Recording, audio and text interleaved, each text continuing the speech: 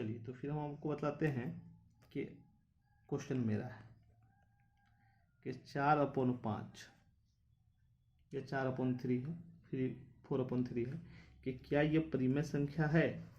तो कैसे हम मानेंगे परिमेय संख्या। सबसे पहले देखेंगे 4/3 है, ये तो ऑलरेडी बटा के रूप में है, P/Q के रूप में हुआ, जहाँ P हो गया इसका 4 और Q हो गया इसका 3। मतलब पहला जो कंडीशन है वह जो है लागू है इस पर। ठीक है, बटा के रूप में हिते हैं। बटा का मतलब है कोई भी संख्या उसको हम बटा के रूप में, अगर मान लेते हैं 5 भी हमको देगा हम 5/1 कर सकते हैं। 0 भी देगा 0/1 कर सकते हैं। 2.5 देता है, दशमलव हटा के 10 करके फिर इसको काट देंगे, 5 × 25 5×10 कर सकते हैं। तो मतलब सिंपलेस्ट फॉर्म में भी होना चाहिए, इसको ध्यान रखना है। तो फिर के रूप में हो गया, तो ये पहला कंडीशन हमारा लागू है कि PQ के रूप में है। सेकेंड है P और Q पूर्णांक है, तो P बराबर 4 है और Q बराबर 3 है, तो दोनों पूर्णांक है। पूर्णांक इसलिए कि पूर्णांक 3 तरह के होते हैं, धनात्मक प्राकृत संख्या और ऋणात्मक जो है प्राकृत संख्या। तो ये दोनों जो है धनात्मक प्राकृत संख्या में, प्राकृत संख्या एक से तक अनंत तक होता है, तो चलाया उसमें, तो PQ हो गया। नेक्स्ट कह रहा है कि Q not equal to 0, Q जो है 0 नहीं होना चाहिए। तो Q यहाँ 0 नहीं है, Q कितना है, Q 3 है। इसका मतलब है कि तीनों शर्त को लागू किया था P, ये जो क्वेश्चन नंबर 4/3 है, पहला नंबर क्वेश्चन, ये परिमेय संख्या हुआ। अब जो है क्वेश्चन नंबर 2 में चलते हैं। पूछ रहा है कि √3 परिमेय संख्या है कि नहीं है, तो इसको हल करते हैं। √3 तो √3/1 कर दिए, P/Q के रूप में हो गया। P बराबर कितना हो गया √3 और Q बराबर कितना हो गया 1 हो गया। अब है दूसरा कि P और Q पूर्णांक हुआ। भाई P √3 तो पूर्णांक नहीं है क्या, √3 तो पूर्णांक नहीं है।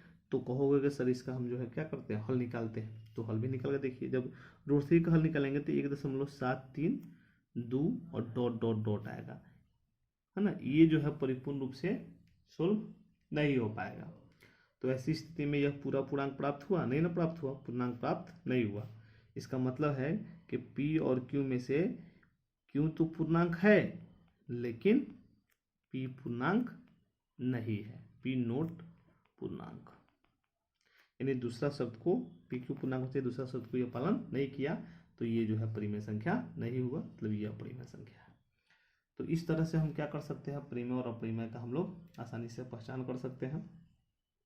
आप जो है क्वेश्चन है उसको आप बना लोगे। जैसे मान लो कि पाई परिमेय संख्या है कि नहीं, 0 है कि नहीं है, 4/5 है कि नहीं है, 2.5 है कि नहीं है, 1.25 है कि नहीं है, उसके बाद है 25/10 है कि नहीं है, उसके बाद 90 है कि नहीं है, -4 है कि नहीं है, -3/2 है कि नहीं है, -√49/7 है कि नहीं है, -125/5 है कि नहीं। ये सब क्वेश्चन है, इसको आप जो है बना सकते हैं।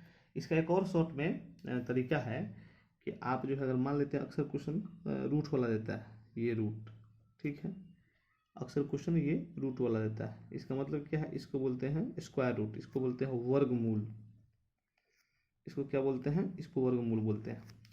तो आप जो है इसको वर्गमूल बोलेंगे, ठीक है ना। तो इसका मतलब इसके अंदर जो भी संख्या होगा उसका वर्गमूल निकालते हैं, ठीक। तो हम क्या करते हैं, वर्गमूल का मतलब होता है कि वर्गमूल है, मतलब किसी संख्या को किसी संख्या से जो गुना करते हैं उसको वर्ग करते हैं, हाँ वह वर्ग हो गया। किसी संख्या को किसी संख्या से गुना करना वर्ग है। जैसे 5 × 5, तब 5 का वर्ग हुआ कितना, 5 × 5 25, 5 का वर्ग कितना है 25। अगर 5 का वर्ग पूछता है तब 5 × 5 हुआ 25 हो गया। लेकिन इसी का वर्ग का मूल पूछता है, तो इस वर्ग का मूल कितना है भाई, इस वर्ग कैसे प्राप्त हुआ, 5 को गुना करने से, तो ये 5 इसका वर्गमूल हुआ। तो वर्गमूल निकालने की प्रक्रिया है, यदि आपको नहीं पता हुआ तो आप पूछोगे तो बतला देंगे अगले वीडियो में। तो क्या हम बतला रहे थे कि रूट जो है, स्क्वायर रूट के अंदर अगर कोई है और उसका पूरा वर्गमूल निकल जाए, पूरा वर्गमूल निकल जाए तो वो परिमेय होगा।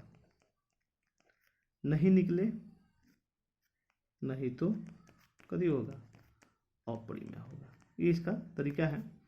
जैसे वर्गमूल निकल जाए कितना का, 1 का वर्गमूल 1 है, 4 का वर्गमूल 2 है, 9 का 3 है, 16 का 4 है, 25 का 5 है, 36 का 6 है, 49 का 7 है, 64 का 8 है, 81 का 9 है, 100 का 10 है, 121 का 11 है, 144 का 12 है, 169 का 13 है ना। फिर जो है 196 है, उसका 14 है, 15 का 225 का 15 है, उसका फिर जो है 16 256 है, 56 का 16 हो जाएगा, फिर जो है 289 है, 289 का 17 हो जाएगा, फिर 324 है, 324 का 18 हो जाएगा, 19 है, 371 है, 371 इस तरह 20 20 400 इस तरह आप याद कर लोगे। किसका वर्गमूल कितना, जैसे 1 का 1 है, 4 का 2 है, 9 का 3 है, 16 का 4 है, तो ये रूट अगर 16 रहता सीधा वर्गमूल इसका कितना हो गया, 4 हो गया, तो वर्गमूल निकल गया इसका। इसका मतलब है रूट 16 अगर आपसे पूछता है तो वर्गमूल इसका 4 थी, कौन संख्या होगी, प्रीमियर संख्या भाई, क्योंकि इसका वर्गमूल निकल गया। तो जिसका वर्गमूल निकल जाए वो प्रीमियर संख्या, जिसका वर्गमूल नहीं निकले वो अप्रीमियर संख्या। जैसे मान लीजिए कि आपसे पूछता है कि रूट 7 + 1 ये क्या है, तो सीधी सी बात है रूट 7 जो है कथी है, इसका वर्गमूल नहीं निकलेगा, तो ये अप्रीमियर संख्या, अप्रीमियर संख्या किसी के साथ रहेगा उसको अप्रीमियर बना देगा। मतलब समझ लीजिए कि अप्रीमियर संख्या जो है एक ऐसा मतलब लक्षण लेके चलता है कि वो जिसके साथ जाएगा उसको अपने हिस्सा बना लेगा, समझे कि ना समझे। लाख जो है अगर मान लेते हैं 49 है, परिमेय है प्लस इसके साथ लेकिन √3 खाली चलाया तो ये अप्रीमेय बना देगा। 49 है परिमेय है लेकिन बटा में √3 चलाया, अप्रीमेय इसको बना देगा। सब था देखो 25 परिमेय है, बटा √49 जो है ये भी परिमेय है, हाँ, प्लस √9 ये भी परिमेय, खाली इसमें √2 दे दिया, ये वो अप्रीमेय था, सब अप्रीमेय हो जाएगा। तो इस तरह से हम लोग परिमेय और अप्रीमेय का पहचान कर सकते हैं।